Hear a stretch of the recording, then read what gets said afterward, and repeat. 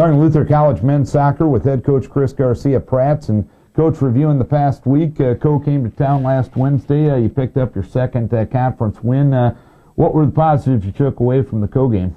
Yeah, I mean, it was Co came out and did a couple different things and made it difficult for us to kind of break them down, and got a lot of numbers behind the ball. But and it was good, I think, in the sense of it was a different look for us. And I felt like we had to be a little bit more patient in terms of our attack. And again, our subs kind of came on and gave us the lift. I think the first goal was kind of created off a corner.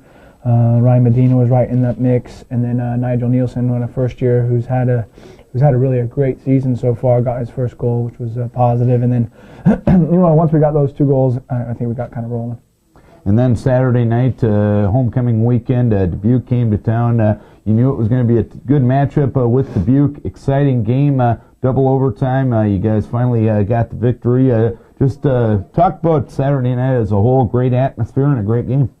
Yeah, I think it was. I thought, we knew, Dubuque coming in. Again, their record was not, an honest portrayal of them as a team, and just an extremely quality side, and defensively sound. They play extremely physical soccer. I'm sure a lot of people saw that. So it was just a tough game. We conceded the first goal, which is always, again, a little bit of a challenge. But I felt like our guys were in a positive mindset. I said to our guys at halftime, continue to believe in what we're doing. We made a couple little tweaks to the way we wanted to play, and then felt like, second half we did really well in terms of our attack. I don't think we gave them any counterattacks, which I think was a really important part of things. And then Josh Paris came on and got the goal. And I felt like, in regulation, we probably should have finished some of our chances, even in the first overtime, created a number of good chances to win the game. And then John Janowski went up and, he's extremely talented in the air, went up and did what, forwards are supposed to do, get the ball down in terms of heading the ball, and got the win.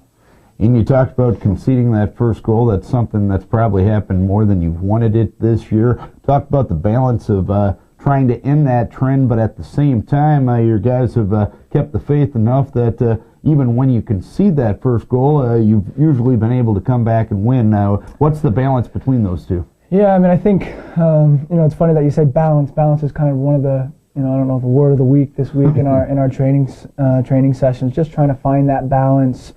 I don't think you ever, we never go out and set to concede the first goal. I think teams have got on us a little bit. I don't think we were playing poorly, but I think we've made, some errors. Lost a couple players. Didn't deny the service. So I think at the end of the day, the belief, the kids' belief in themselves is really positive. We really believe that we can win any game, and so. Obviously I think it would be much easier to go up to start the game, as we've seen in a handful of games. But I think, our kids, I think, know that when they've conceded, it doesn't, their heads don't go down. I think they're disappointed because, they're not trying to concede the first goal. Again, so we can kind of clean up some things defensively. We'll be fine in terms of, we've been able to, the kids have had the character to build, out of those challenges. So, I think finding that balance with, our attack and our defense. So. And Carleton comes to town as you step out of conference this Wednesday night. Give us a preview of that matchup. They've only won 5 of the last MIAC championships, so I think we're in for a, wonderful game on Wednesday night.